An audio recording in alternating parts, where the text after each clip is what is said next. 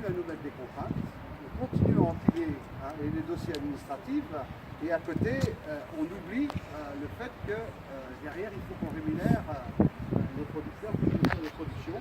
Donc, c'est un peu un point de départ aujourd'hui. On est devant la DDTM, mais on lui avait déjà, M. Barriol, on lui avait déjà fait part un peu de notre désaccord par rapport à ce qui se passait.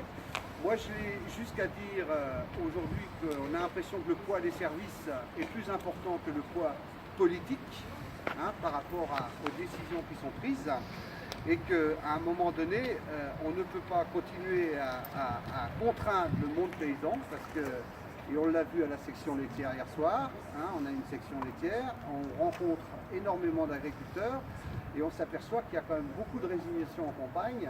Et je pense aux jeunes, si à un moment donné on continue à maltraiter le monde paysan comme on le maltraite, c'est aussi comment on installe les jeunes, c'est comment on donne la perspective à des gens qui ont une quarantaine d'années, 45 ans. Donc voilà, c'est un peu le désarroi aussi dans les campagnes. Donc à un moment donné, il va falloir qu'à nouveau on puisse cogner. Là c'est gentil, c'est tout mignon, mais on est en train sans doute de préparer un automne un peu chaud.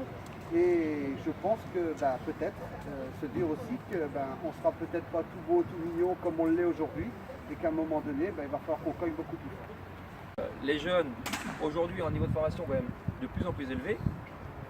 Si ça continue comme ça, demain ils vont dire ok, moi j'ai un niveau élevé, je peux faire autre chose. On ne va pas rester dans nos fermes si c'est pour rien gagner, c'est une certitude. Donc forcément, s'il n'y a pas d'évolution à ce niveau-là, il ne faudra pas dire demain, il n'y a plus de jeunes, il n'y a plus personne dans les fermes dans le département. Et on va dire quoi à ceux qui veulent vendre leur ferme? La transmission, on va dire quoi à ces gens-là? Ils ont 800 € de retraite par mois, on va leur dire, mon pauvre monsieur, ton outil, il vaut rien parce que tu n'as pas de jeunes à s'installer derrière toi. Comment il va faire le gens? Comment ils vont faire les gens? Voilà.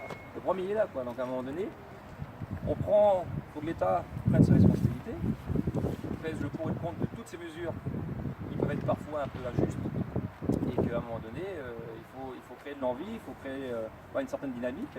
C'est pas par ce biais-là et par tout ce que l'on voit en ce moment qu'on va y arriver, c'est une certitude.